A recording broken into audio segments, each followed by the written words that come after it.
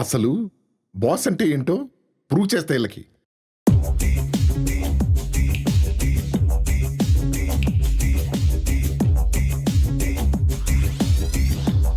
జై, ఈరోజు నిషా ఆఫీస్కి రావచ్చు రాకపోవచ్చు.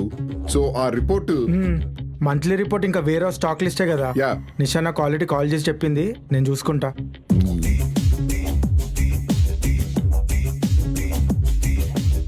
ఎలా ఉన్నావు లీనా? ఈ మంత్ మార్కెటింగ్ ప్లాన్ గురించే కదా నిషా ఆల్రెడీ చెప్పింది. ఆఫీస్కి లేట్ ఎందుకు అవుద్దో చెప్పదు కానీ ఇలాంటివన్నీ చెప్పుద్ది. లీనా, నీకు బెస్ట్ ఎంప్లాయీ అవార్డు ఇప్పించేలా నేను చూస్తాను. నువ్వు జస్ట్ కొంచెం పని చేయి, ఓకే?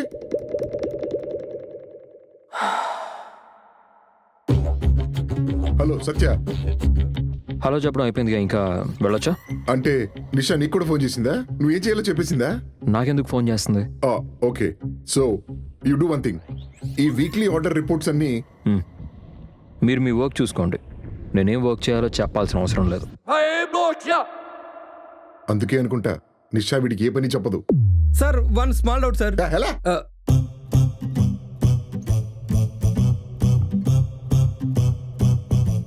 పరిస్థితులు ఇలానే ఉంటే ఈ ఆఫీస్ లో జూనియర్లు కూడా నీకు రెస్పెక్ట్ ఇవ్వరా Shastri? You have to do something. You can do it. Yes, I will do it. Subrahmanya Shastri అంటే ఏంటో చూపిస్తా మీకు.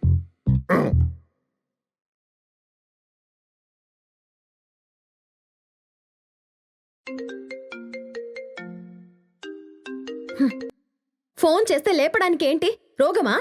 మా బాబు కొంట్లో బాలేదు మేడం. బాబా? నీకు బాబు లేడు కదా. మా ఆయన్ని నేను ముద్దుగా బాబు అని పిలుస్తాను మేడం. అదంతా నాకు అనవసరం. ఇంతకీ ఇంటికి ఎప్పుడు వస్తున్నావు? ఒంట్లో బాలేదని చెప్పాను కదా మేడం, నేను ఈరోజు రాను. ఏంటి రాలేవా? ఇలాంటి విషయం ముందే చెప్పాలి కదా. ఇప్పటికిప్పుడు రాను అంటే ఎలా కుదురుతుంది? పోనీ వస్తాను, కానీ ఒక 3 రోజుల జీతం ఎక్స్ట్రా ఇవ్వండి మేడం. ఏంటి నాటకాలా? నెలకి 15,000 తీసుకుంటూ మళ్ళీ ఎక్స్ట్రా డబ్బులు కావాలా? మేడం, మీ పిల్లల్ని మీరు చూసుకోలేక నన్ను చూసుకోమన్నారు. పోనీలే కదా అని ఉద్యోగం ఇస్తే నన్నే అంటున్నావు. ఇంత పెద్ద కంపెనీ చూసుకుంటున్న దాన్ని నా పిల్లాన్ని చూసుకోవడం రాదు అనుకుంటున్నావా? అవునా? అయితే మరి మీరే చూసుకోండి, ఇక నేను రాను. హ?